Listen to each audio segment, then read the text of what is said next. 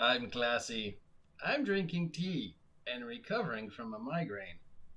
Hello and welcome. I am your grumpy guide to all things spooky. That's right. It is the beginning of spooktober. So it's time to put on our spooky hats and our spooky glasses and our spooky clothing and get spooky. And first and foremost, we are going to talk about the thing that is the most spooky of all. Last night's debates. No! Cthulhu.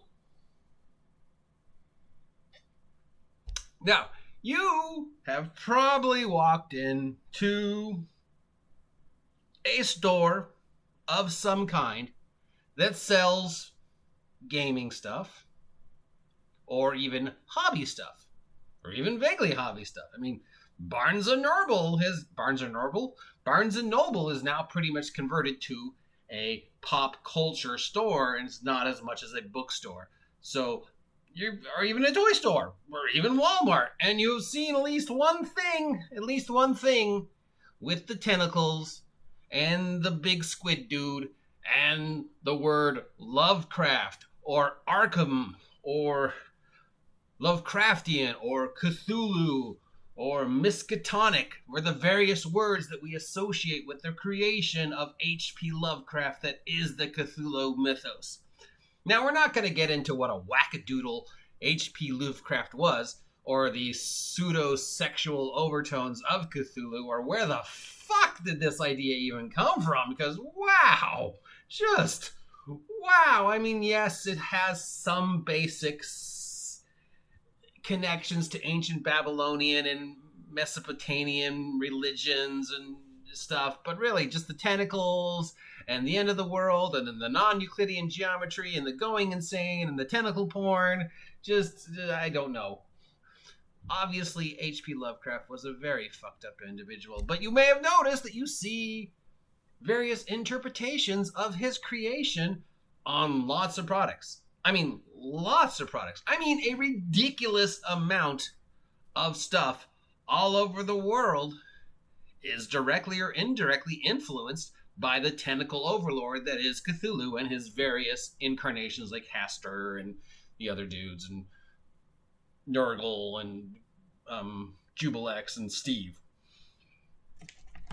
Yay, Steve. I'm Steve. How is this? How can Steve of Steve's role-playing company make a Cthulhu game or a board game or card game or a cute Cthulhu stuffed animal if Bill from Bill's role-playing company also has Cthulhu and Lovecraft-related stuff? But how can Bill and Steve both have Lovecraft-related stuff when Susan in another country has a Lovecraft-related inspired movie, game, TV show, whatever? How is it that so many different interpretations of this creation can appear on so many different exponents of pop culture? Going back to, when did this come out? The 50s and he was writing this stuff? How is it possible that this can happen? Because you and I, we can't go and make products with Superman on it. We'd get sued the fuck off by DC Comics. The amount of hurdles we would have to jump through to get a Superman product is just outrageous. But Superman's public domain, but anybody and their dog can make Lovecraftian related products. How is that possible? Well, you see, sadly, back when this was being written, Mr. Lovecraft, out of the kindness of his own heart and the creative endeavor, one of the few good things this human being did, because once again, H.P. Lovecraft was one fucked up individual. He let other writers use his creations. So, as part of the whole pulp horror genre that was coming out around this time, it was not unusual to see Burroughs or the other guys, or Wilson or whoever, use his creations or use versions of his creations. So you would see Arkham Asylum and Miskatonic University and this idea of the Cthulhu mythos appear in the writings of, like, The Shadow or Conan or Tarzan or whatever. So there was this unconscious collected agreement that they could use each other's characters. And to further that, Mr. Lovecraft never actually copyrighted Cthulhu. It was one of the very first, go ahead, public domain, use my creation. And I don't even care if I make money off of it or not. I mean, back then you were lucky if you got 10 cents a page. So to get a percentage of 10 cents a page because Burroughs used the name Miskatonic University in a story, and you maybe got 0.003 cents. Well, 0.003 cents was a lot of money to people back then, but still, he kind of just said, go ahead, use it. And in return, other people said, go ahead, use my ideas. Go ahead, use the dinosaur jungle of A.R. Conan Doyle or whatever. So that is why, to this day, we can find Lovecraftian creations and Cthulhu in all sorts of shapes and forms, even ridiculously strange incarnations like Cthulhu cute plushes and Cthulhu pop figures and Cthulhu baby costumes. I mean, who would want to wrap their newborn in a Snuggie that looks like the insane overlord of the outer cosmos who wants to consume all of us at the end times? But it exists.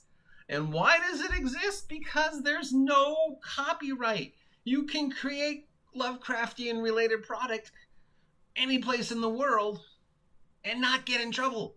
Tentacle rape from Japan because Cthulhu, because it's okay, because there's no copyright, because you don't get in trouble, as opposed to the heavy amount of legal power that backs things like the Lord of the Rings or the Marvel Universe or the DC Universe or even lesser known titles like Tarzan.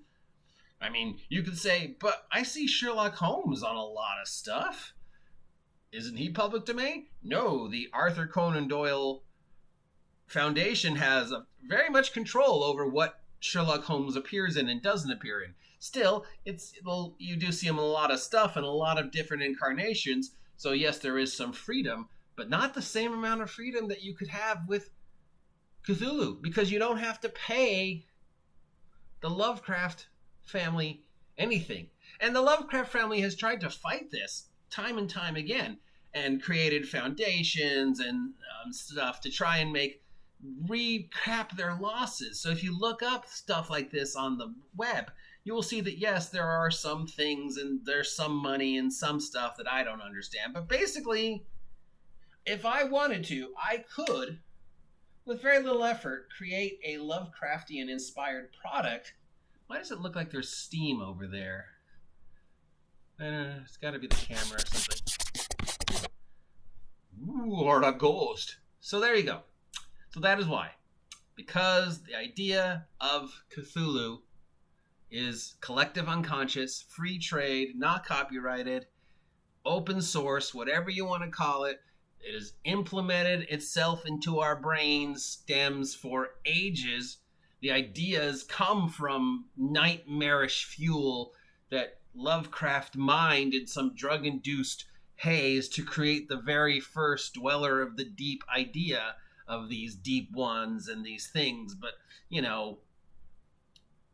his ideas weren't original. He was taking them from other places and other ideas and just sort of meshing them together to create the Cthulhu mythos. And then other authors took the kernel, ran with it, handed it back to him, ran with it in different directions, handed it back to him. He took stuff from them and created more stuff and handed it out. And then he died and it just kept percolating and other people would mine it and make new stuff and new stuff. And so it just gets to the point where who invented what?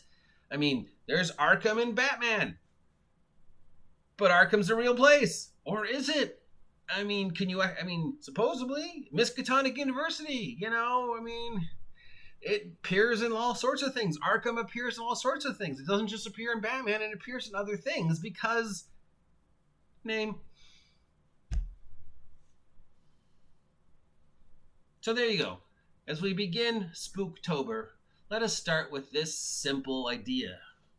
And then we will go deeper as October continues. But at 8:42 on the last day of September, as winter begins to creep in on a 90-degree day, and fall is around the corner, and the cackling sound of fires burning across California almost sound like witches, we begin to dig deep into the spookiness.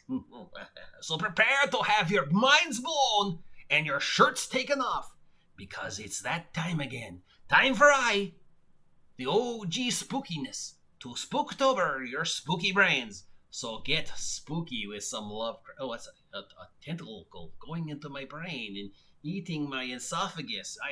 What is wrong with you? Why?